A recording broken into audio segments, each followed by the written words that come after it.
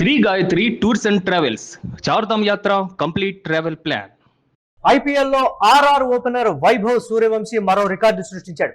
ఒకే season లో అత్యధికంగా సిక్స్లు బాదినటువంటి ఇండియన్ బ్యాటర్ గా రికార్డులకు ఎక్కాడు. ఈ సీజన్ లో ఇప్పటి వరకు 44 సిక్స్లు బాదాడు వైభవ్. 2024లో అభిషేక్ శర్మ 42 సిక్స్లు బాదినటువంటి రికార్డుని వైభవ్ బ్రేక్ చేశాడు. 21 బంతుల్లో 46 పరుగులు చేశాడు. అందులో 5 4లు 3 సిక్స్లు ఉన్నాయి. ఢిల్లీపై 20 ఓవర్లలో రాజస్థాన్ స్కోరు 193 పరుగులకు 8 వికెట్లుగా ఉంది.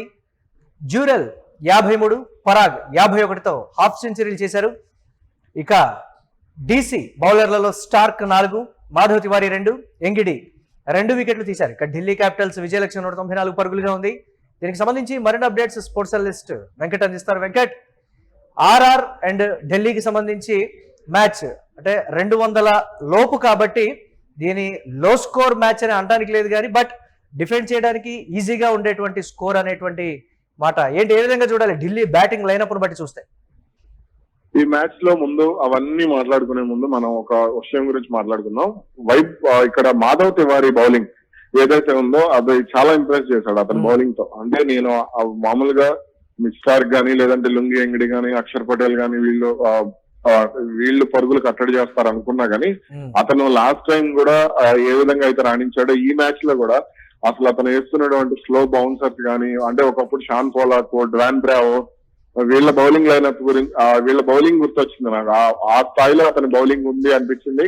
అతని కారణంగానే వాళ్ళు అంటే రాజస్థాన్ బ్యాట్స్మెన్ కి సంబంధించి కాన్ఫిడెన్స్ కోల్పోయినటువంటి పరిస్థితి. ఓకే, ఇక మ్యాచ్ విషయానికి వస్తే మాత్రం ఈ రోజు రాజస్థాన్ ఆడినటువంటి ఆట తీరు అంటే వైభవ్ సూర్యవంశీ గానీ ధ్రువ్ జూరెల్ ఇచ్చినటువంటి స్టార్ట్, ఒక ఓపెనింగ్ వికెట్ పడిన తర్వాత, జైస్వాల్ వికెట్ పడిన తర్వాత వాళ్ళు ఇచ్చినటువంటి స్టార్ట్ ఏదైతే ఉందో అది ఖచ్చితంగా అంటే వాళ్ళు కనీసం 240 పరుగుల వరకు చేస్తారేమో అనిపించింది నాకు. కానీ ఆ తర్వాత మాధవ్ తివారీ బౌలింగ్ కానీ అక్షర్ పటేల్ బౌలింగ్ కానీ వీళ్ళ ఫస్ట్ విజయ్ అతను త్రిపురన్న విజయ్ బౌలింగ్ కానీ వీళ్ళు చాలా అంటే 1-2 ఓవర్లో కొంత పరుగులు ఇచ్చేసినప్పటికి కూడా ఆ తర్వాత చాలా కట్టడిగా బౌలింగ్ చేయటం, అదే విధంగా మిస్సార్ కు ఒకే ఓవర్ లో 3 వికెట్లు తీయటం, ఇవన్నీ కూడా రాజస్థాన్ కు చాలా మైనస్ అయినటువంటి పరిస్థితి ఉంది. లేదంటే కనుక వాళ్ళు మంచి స్కోర్ చేసేటువంటి అవకాశం అయితే ఉండేది.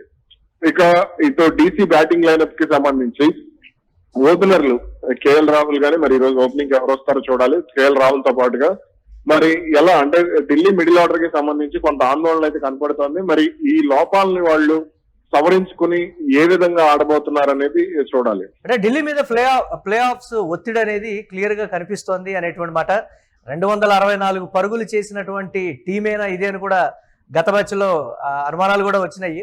సో ఇప్పుడున్నటువంటి ఈ టార్గెట్ ని ఆ బ్యాటింగ్ లైనప్ ఏదో 264 పరుగులు చేసినటువంటి బ్యాటింగ్ లైనపే సేమ్ ఉంది కదా, వాళ్ళు ఈసారి రాణిస్తారా అనే ఒక క్వశ్చన్ రేజ్ అవుతుంది. ఏం చెప్తారు మీరు దీని గురించి? మనం అంటే ఈ క్రికెట్ టీమ్స్ ఐపీఎల్ టీమ్స్ ప్రదర్శన గురించి మనం మాట్లాడుకుంటే నాకైతే ప్యాకాట్ లో గుర్తొస్తుంది. ప్యాకాట్ లో చాలా వరకు ఒక మ్యాచ్ కొట్టిన వాళ్ళు తర్వాత మ్యాచ్ కూడా కొడతారు అనుకుంటారు కానీ ఆస్తులు రాసేస్తూ ఉంటారు. ఇదే పరిస్థితి క్రికెట్ లో కూడా కనపడుతుంది. ఐపీఎల్ మ్యాచ్లకు సంబంధించి 264 పరుగులు చేసినటువంటి పంజాబ్ పరిస్థితి ఎలా ఉంది, 264 పరుగులతో టార్గెట్ పెట్టినటువంటి ఢిల్లీ పరిస్థితి ఎలా ఉంది, అదే విధంగా కొంత రాజస్థాన్ స్టార్టింగ్ లో వాళ్ళకి వచ్చినటువంటి ఓపెనింగ్ మ్యాచెస్ ఏంటి, ఆ తర్వాత వాళ్ళ ప్రదర్శన ఏంటి, అలాగే జీటీ ఫస్ట్ లో ఎలా ఆడింది, సిఎస్కే ఫస్ట్ లో ఎలా ఆడింది, కేకేఆర్ ఫస్ట్ లో ఎలా ఆడింది, తర్వాత వాళ్ళు ఎలా పుంజుకున్నారు, ఇవన్నీ కూడా కొంత ఆశ్చర్యం కలిగించినటువంటి అంశాలు. కానీ ఇక ఢిల్లీ విషయానికి వస్తే మాత్రం వాళ్ళు ప్లే ఆఫ్ రేస్ నుంచి వెళ్ళిపోయారు అనడానికి లేదు మనకి. ఎందుకంటే వాళ్ళకి 1% ఛాన్స్ ఉంది. 2024లో ఆర్సీబీకి ఏ విధంగా అయితే 1% ఛాన్స్ తో వాళ్ళు ప్లే ఆఫ్స్ వెళ్ళారో ఈ రోజు కూడా వాళ్ళకి 1% ఛాన్స్ అయితే కొంత కనపడుతుందని చెప్పుకోవచ్చు. మరి ఇక అంటే ఈ రోజు వాళ్ళు గెలవటం కాదు, వాళ్ళకి -0.99 ఉంది రన్ రేట్. కాబట్టి దాన్ని వాళ్ళు ఓవర్కమ్ చేసుకోవాలి. కనీసం అది -3-2 కన్నా వస్తే గానీ వాళ్ళకి అడ్వాంటేజ్, నెక్స్ట్ మ్యాచ్ లకు వచ్చేసి అడ్వాంటేజ్ ఉంటుంది. ఎస్, సెకండ్ ఇన్నింగ్స్ లో పిచ్ కండిషన్స్ తో పాటు యాజ్ యూజువల్ గా ఢిల్లీ ఆర్ఆర్ ఈ మ్యాచ్ లో విన్నింగ్ టీమ్ కి సంబంధించి మీ ప్రెడిక్షన్ ఏంటి? రివర్స్ లో చెప్తా నేను, రాజస్థాన్ గెలిచిద్ది.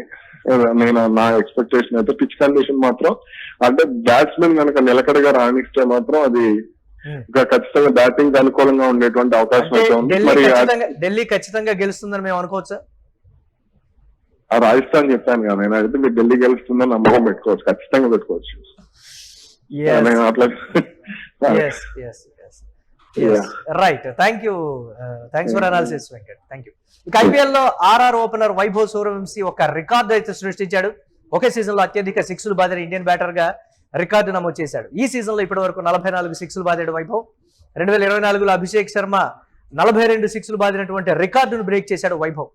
అయితే ఈ మ్యాచ్ లో 21 బంతుల్లో 46 పరుగులు చేశాడు. అందులో 5 4లు 3 సిక్స్లు ఉన్నాయి. ఢిల్లీపై 20 ఓవర్లలో రాజస్థాన్ స్కోరు 8 వికెట్లు కోల్పోయి 193 పరుగులుగా ఉంది. ధ్రువ్ జురేల్ 53 పరుగులు, పరాగ్ 51 పరుగులతో ఇద్దరు కూడా హాఫ్ సెంచరీలు చేశారు. ఇక ఢిల్లీ క్యాపిటల్స్ బౌలర్లలో స్టార్క్ 4, మాధవ్ తివారీ 2, ఎంగిడి 2 వికెట్లు తీశారు. ఢిల్లీ క్యాపిటల్స్ విజయ లక్ష్యం 194 పరుగులుగా ఉంది. ఐపీఎల్లో సంచలనాలు నమోదవుతున్నటువంటి వేళ ఈ మ్యాచ్ పై కూడా ఎంతో ఆసక్తి నెలకొంది. చూడాలి ఎవరు గెలుస్తారని.